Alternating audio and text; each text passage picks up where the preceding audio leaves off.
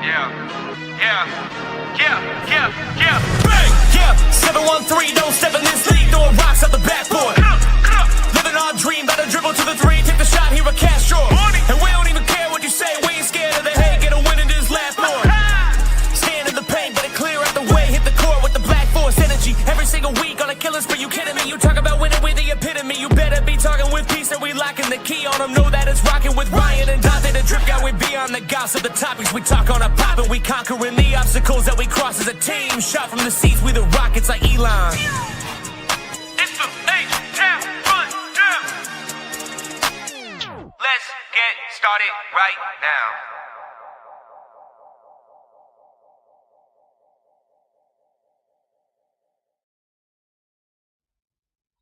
Hey everybody, this is Preston with the H-Town Rundown Houston Rockets basketball podcast.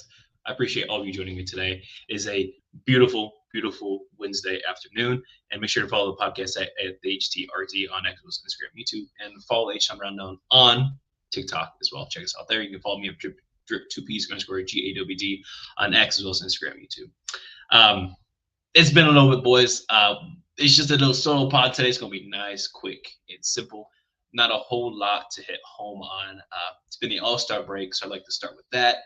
Then we'll go ahead and move into some second half of the year or post-All-Star break expectations.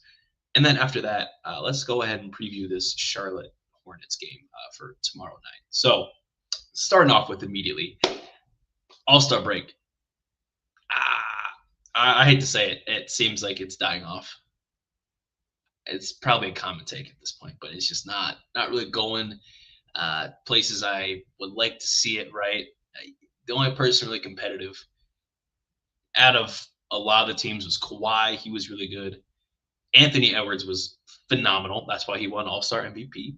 And then, of course, we're also looking at guys like, I don't even know, right? Reed played well, right? I do want to talk a little bit about Reed and kind of talk about what I saw from him.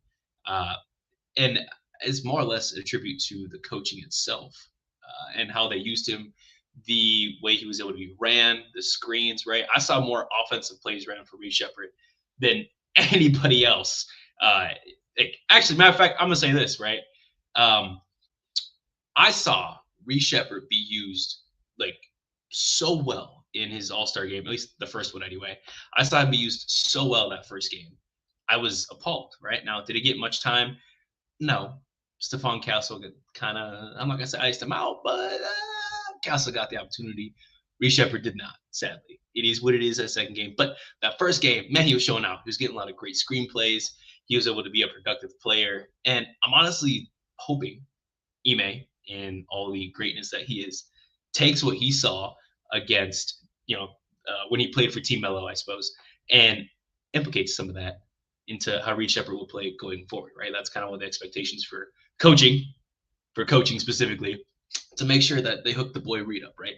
If he's supposed to be this either dude off the bench or if he's going to be the point guard of the future, I don't know what the plan is for him right now, but hopes and dreams, right? And one of the hopes and dreams I have for him is to make sure Reed Sheppard get a little bit more time, man. I want to see Reed do more things and be more of this great player that I expect him to be. So I think that would be absolutely huge to see Reed get some of those screenplays ran, see more DHOs, right? Pin down screens, gosh dang it, get him open, bro. I'm not saying he needs 30 shots a game, but just get him the ball more and more opportunity. He's been doing really, really well this year, honestly, and probably my favorite to win the most improved player of the year, of course, but I'm a little biased, so if it can't be that per se, I like to make sure that Reed at least is in the conversation, right? He's averaging 13, 2, 6, and 3, right? 2, 6 rebounds, 3 assists per game. Pretty good. 39% from 3. Pretty good, right? For a second-year guard, that's not bad, especially a guy that's not even a focal point of the offense, right? I would say I like to see more Reed getting involved, and we have seen that uptick a little bit, I mean, even over his last 5 games, he shot over 10 shots a game, and 3 out of the 5 of those putting up 17, 16, and 17 points back to back to back, and hitting a couple threes, right? Hit 5 threes against the Clippers that second game we did lose, but then he hit 4 the game we did win. That's pretty nice. And then going all the way back to the first Boston loss, he did hit 3 of 8. So I'm liking what I'm seeing from Reed. I'm liking what the offense can bring to this guy. But hopefully he can be even better, right? And that's what I expect to see out of him. So, but enough of the all, not enough of that, right? I All Star Weekend was kind of a wash. I hope dude that hurt his head, right? Trying to do that dunk. Hopefully he's all right. Other than that, I don't know. All Star Weekend was kind of a wash. It's kind of boring. Damian Lillard won the 3-point contest, even though he hasn't played a single game. Incredible. That's it. Şengün and KD were all stars. I did like to see that, I suppose, right? It's cool to see your possible GOAT for the Rockets.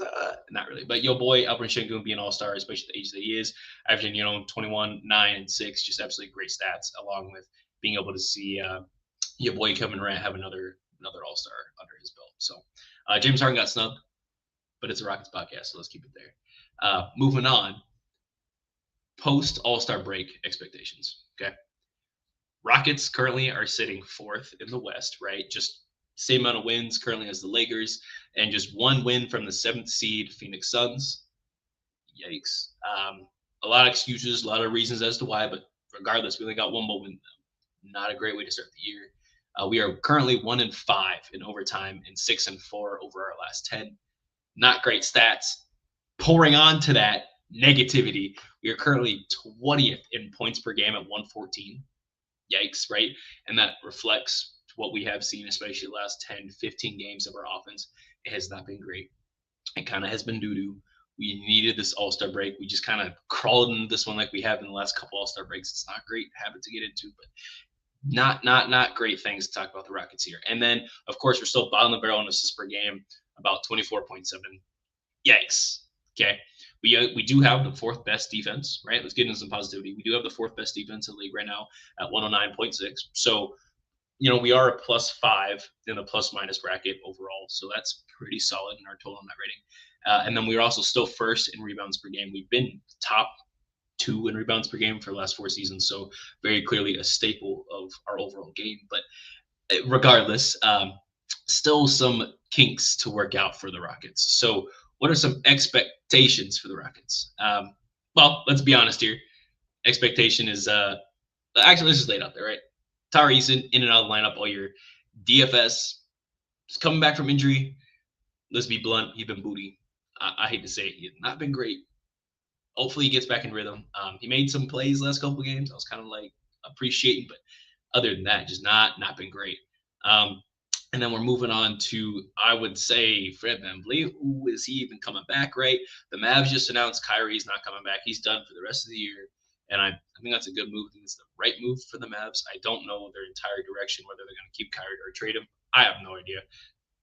But Kyrie not playing. So if Kyrie not playing, is Fred VanVleet going to come into play? Especially because Kyrie tore his ACL way before Fred. Kyrie not coming back for this year. Is Fred coming back? They keep talking about it. They keep saying, oh, maybe, possibility.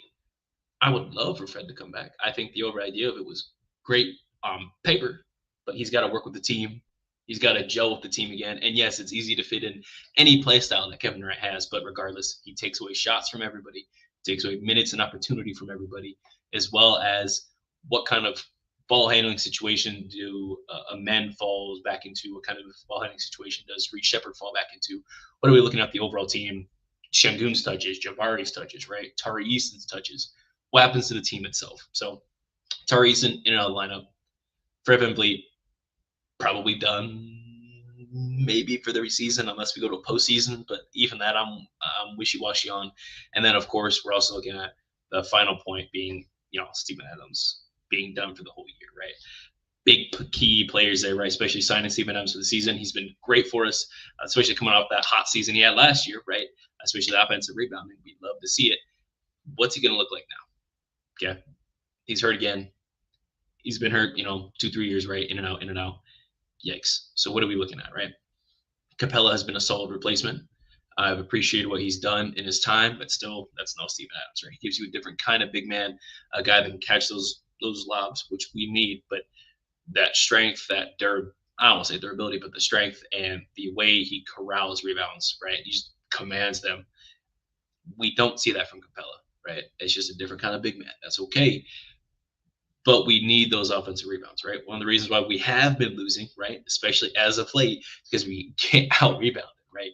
We keep looking at some of these losses. Again, looking at against the going back real quick, but just looking at some of these losses real quick against games like the Clippers, right? Shunta lost that second game. Yikes, right? We beat OKC. Now, did they have their key players? No. Yikes. But we're missing Fred VanVleet and Steve Adams. Like, we're still missing people. And then, of course, we lost to Chicago. Somehow they beat our ass. And then Boston. So we're looking at a couple teams that we would like to have beaten, that we could have beaten, but unfortunately we did not beat, right? Those are wins we needed for sure, especially as tightly contested as the West is. And going back to the West, just take a little look in the standings again. We are 2 wins away from the 3rd seed. We're 5 wins away from the 2nd seed, right? So 2 through 7 are within 6 wins. That's just like last year, just absolute bloodbath. And of course, the OKC are just absolutely on a tear, 42 and 14. But side story, Pistons have 40 wins as well. So something to watch out for. Are they going to make noise? I don't know. Hopefully not as much noise as us, though, right, as Rockets fans. But we will hope to see something moving on. So specifically from the team, right? Let's lay it out there. Tyrese and Bryce need you to play. I just need you to be out there, get you some more consistent minutes, right? You've been really good in the time that you've been out there. Hopefully that does increase and keep going. Jabari Smith Jr., bro, you've been really solid, actually. People want to kind of LARP on him for that 8-game stretch he had that was not great. Cool. Make sure your praise is just as loud as your negativity was, okay? Your criticism should, it's okay to put it out there, but you can criticize players, but if they play well, you got to praise them, right? And Jabari's been solid. Shooting well from 3. He's been solid defensively, especially his last couple of games. I mean, gosh dang, he had a stretch where he had like 8 blocks in 2 games, 9 blocks in 2 games. Crazy. Love to see it from Jabari, right? Looking like the locksmith we saw a couple of years back when he was clamping Giannis, right? We all remember that, right? It was the highlight of the year. So hopefully I look to see more of that aggression defensively from Jabari, and then just keep knocking down open shots, right? He hasn't been shooting great from wide open shots, so hopefully that trend keeps ticking up, especially with Kevin Durant on the floor. You're going to get so many open shots. You just got to knock them down. And when you get that all comes down to consistency, right? So that's what I'm expecting from Tari and Jabari, right? Moving on to Reed Shepherd. I just want to see him play more. And that's not even on him, man. That's on coaching, right? I expect the coaching, like I mentioned before, to run more plays for Reed, but specifically Reed himself. I want to see him make some more of those above the break passes, right?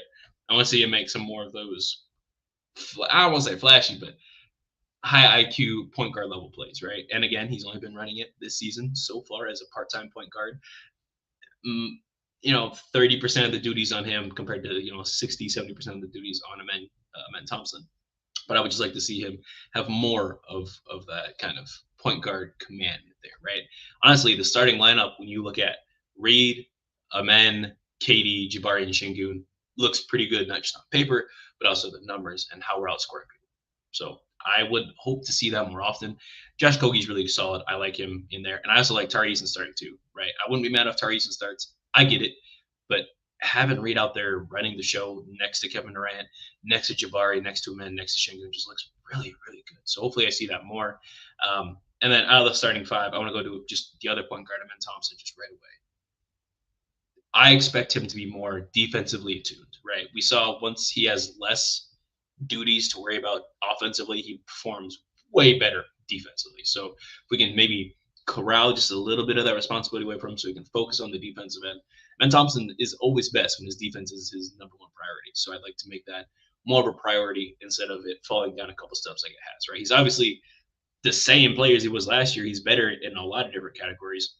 But because he's having to kind of shift his mentality here and there, worry about too many different things, I feel like his defense has kind of dipped just a little bit. Not on him, okay? It's a product of the environment that he's in. You got to remember that. So hopefully they take away a little bit more of the responsibility, give a little bit more of that to Reed, and then hopefully they can allow Amen Thompson to play at that all defensive level guy that we know he can't be. I mean, you see his brother over there for Detroit. He's going crazy. I'm not saying they're the same person, but they twins for a reason. Come on, man. That's kind of what I expect out of him. Let's go ahead and move on to Şengün, okay? Specifically for Alperen Şengün. Matter of fact, let's do Şengün and KD, right? these turnovers that they getting, bro. They both get 3 turnovers a game. Brother, brother, Katie, some of these turnovers, bro, I'd be banging my head against the wall, bro. I don't know how he'd be getting these, but it's like these lazy ass, like half court passes he'd be doing. And it's irritating me, right? Now, sometimes you don't see the double team coming. I get it, bro. Right? That's not necessarily on you. You gotta be put in a good position to succeed, right? If you're put in a position that you're gonna fail, you're gonna fail. You're gonna do your best, but you're still gonna fail, right? At the end of the day, though, when they double you, you know you're gonna get that double. Your team needs to be open so you can make that pass, right? Otherwise, you're gonna hold on to the ball, right? Damn, just call a timeout and piss off coach at this point. Might as well, might as well. But just kind of both of KD and Shingun just cutting down those turnovers just a little bit, right? But overall, I mean, again, they were both all-stars. Okay, Shingun was an injury replacement after a while, right? But regardless, Shingun should have been an all-star, So I'm glad he was, and hopefully he continues to trend up instead of kind of this. He's just missing too many bunnies, right? This is kind of what we saw last year. I haven't seen him take a single flamingo shot all season. I don't know if that's coaching telling him no, if that's his own mentality saying I shouldn't take these. But I want him to kind of get back into what he was doing last year, where he was able to at least pull the defense out further than 3 feet, right? Because, I mean, you can do all these pirouettes, you can get that layup. I get it, man. You can get there, but you got to diversify your shot. Otherwise, if they know, oh, man, he's only going to hit that 2 49% of the time, you're going to make him take that, or you're going to make him take a 3 over anything else in the game and just guard him one-on-one, which we have seen, right? Now, they are guarding him kind of with weak side shot defenders, weak side block defenders, right? When he's on a smaller defender. I get that. But when he's got someone against his size, they just live him with the bucket he gives them, So I would like to see him force the issue just a little bit more, pull his defender out a little bit, and then it creates more opportunity for everybody else. We talk about spacing all the time. Let's get that spacing going. Okay. That's when we were earlier in the season. I mean, man, we were hot. We could not miss from 3, bro. One of the best 3-point shooting teams in the league. We also took only like 22, right? We're only taking 27, 28 now still, right? Still bottom of the league for 3-point attempts. Top 5 for 3-point percentage. Great, but percentage don't mean nothing if you're not taking them, okay? So you got to take them, right? And it's a make or miss league at this point. So any shot you don't take, you know what I mean? It don't matter. So just take some threes, see what you can work on, and build that offense up, right? So KD, Shingun, we went over men as well as Reed, right? Went over Jabari. More or less, I'm going to combine the bench for this part of the half. Just make sure that they play in collective, right? Just stand ready, getting their time. There is still that open roster spot. I'm hoping J.D. Davison will get it. He's been probably out of the, I don't want to say like low signings, but like two-way sightings, right? Out of the guys that we kind of pulled in this year just to see what can help for the bench. I like J.D., man. He's an okay playmaker. He can rebound for his size. He attacks the rim. He's not afraid to shoot the ball. I like him. Okay. I hope he kind of develops more of that Aaron Holiday offensive skill set, but also increasing his playmaking like IQ at the same time. But I'm asking too much of him right now. So let's see what he develops into. And hopefully Houston keeps him. Hopefully we re-sign him for next season. But I expect to see him not necessarily get a bigger role, but maybe some more opportunity once you start blowing teams out. Because we should be blowing teams out going forward, right? We need to stay away from OT. Again, we're 1 of 5 at OT. So we need to stay away from overtime and just whoop ass throughout the whole rest of the game and get us some wins for real. But yeah, J.D. Davison, phenomenal guy. Hopefully he continues to grow. But the rest of the bench, just make your opportunity count, right? Steven Adams, rest up. Fred VanVleet, rest up, bro. Don't stress yourself. But coaching staff-wise, right? The big thing I want to see from them for post-All-Star break is diversifying their offensive palette. What do I mean by that? Again, when Reed Sheppard was on Team Mello, the type of DHOs, screenplays, pin down screens. I mean, man, they were running floppy for dude, right? I saw more plays out of that than Reed has had all season in a single game, okay? I need more of that. Not just because it suits Reed's play style, right? But also because it was effective, okay? Carmelo, would you trying to get that offensive head coaching position out here in Houston? He looked kind of good out there. I'm not going to lie. Now, he did lose a second one. I'm not really worried about it. But he did really well with the offense, with what he had specifically. So maybe Reed Sheppard can kind of get some of those opportunities. But I could see that for Tari Eason even, right? Running some floppy for him. He's a great catch and shoot guy. Still one of the top guys, 3-point percentage for the league. Pair him up with those two, and then Jabari just out there. And, man, diversify KD shot a little bit. Let him do what he wants. And run some screenplays for him to get some catch and shoot for him, right? Instead of forcing him to play ISO. We suck at ISO. Stop making everyone play ISO. Let's do what works, right? Run some of these plays and see what happens, right? Live with the result. But for the overall team, okay, the overall team, second half of the year or second half of the post All-Star break, right? What I'm looking for is for us to not lose, right? So we've played 53 games total. Okay, we're 33-20, not bad, right? But very similar to where we were last year. Okay, I think we've got one more win than we did last year at this point, and we ended up as the second seed. Okay, at 50 wins. Cool. Okay, 53 games have been played. We got 33 wins. Okay, we've got what was that 29 more games left. Okay, we should win 65% of them, 70% of them. I'm feeling like, right? If we got 29 wins, I mean, gosh, we got to win. I don't want to say crazy, but like we got to win 22, bro. And the season with 52 wins plus, I think is the idea, just because of seeding, right? The Spurs are hot, right? They got the second best record in the West right now at what are we looking at? 38 wins, right? But if we can honestly hit that 2 spot, cool. Now, most people predicted that the records would fall between 2 and 4 anyway, and that's without injuries. Okay, we're meeting expectations at a baseline. Okay, so that's cool. That's cool. We shouldn't falter any further. Okay, at worst, we finish at the 4th seed. We get 50 wins. Okay, still meeting expectations, but climbing up a little bit. Okay, let's get these wins up just a notch, be a little bit better, and I really think it's possible. Still got all the right pieces. You missed a couple pieces, yes, but you're supposed to adapt. Okay, you're supposed to adapt to change. And what can you do? Diversifying your portfolio offensively and defensively. What are you supposed to do coaching wise? What are you supposed to do as a player? What kind of plays can you work on? What kind of key players can you switch in and out here? There. What kind of substitution patterns are you running? Should you switch it up? Okay, what is working? What isn't working?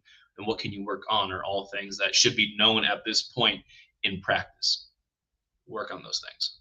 Use those things to your advantage. Okay. Now, last bit here. Not too much to really worry about. We got to play the Charlotte Hornets tomorrow. Charlotte, not a terrible team, right? Not a terrible team necessarily. They currently have 26 wins, right? 29 losses, so they have a negative record, right? Sitting at 47% win rate for the year. They are currently 9th in the East. They're kind of nice though, right? They're kind of nice. They did beat us last time we played them, I believe. So we have to absolutely watch out for them. They beat us, and they have these are the stats they have more, right? They average more points per game, more assists per game, and they also shoot a better from 3-point percentage than us. Yikes! And have better free throw percentage. We out rebound them by 2, maybe closer to 3, but that's not effective. Okay, so we're gonna really have to be on the glass now. They've got a really unique team where multiple players are their highest stat, right? LaMelo is their highest points per game and assist getter. Ryan Calcabrera is their leading shot blocker at 1.5 blocks per game. And then Musa Diabate, he is their leading rebounder. Okay, so we average more points, more rebounds, less blocks. Okay, so we average more points, rebounds than them in the large stat column, with Şengün being the rebounds guy, and then KD being our points guy. Okay, so that's kind of nice, but we get outblocked, right? Ryan to Şengün, and then LaMelo leads them in assists per game by a whole assist ahead of us. They play fast. They have solid defense. They're tenacious, and one thing they don't do is give up on the offensive end, right? They do crash the rebounds. They're not afraid to shoot threes either, right? Especially LaMelo. He will pull it from half court if he's hot. Can't let that man get hot. Trap. Be ready for the pass, especially these entry passes, because they do be getting turnovers too. We have to watch out for those. So trapping at high levels to keep the pressure on LaMelo. He is solid in clutch, but if you can prevent him from getting hot, I mean, that's got to be the recipe. So what we want to do is out-rebound them, outshoot them, and just be the better basketball team. This is the team you're supposed to be. We have been losing to teams we were supposed to be. We cannot do that this time. We have to go in, show them what's up, and send the asshole. Right. That's all I got for this episode. So make sure you follow at the HTRD, at the HTM right now on X as well as Instagram, YouTube, and follow me at _GAWD on X as well as Instagram, YouTube. Thank you guys for watching. Thank you guys for listening, and I will see you guys next time. Go Rockets! Let's whoop Charlotte, man.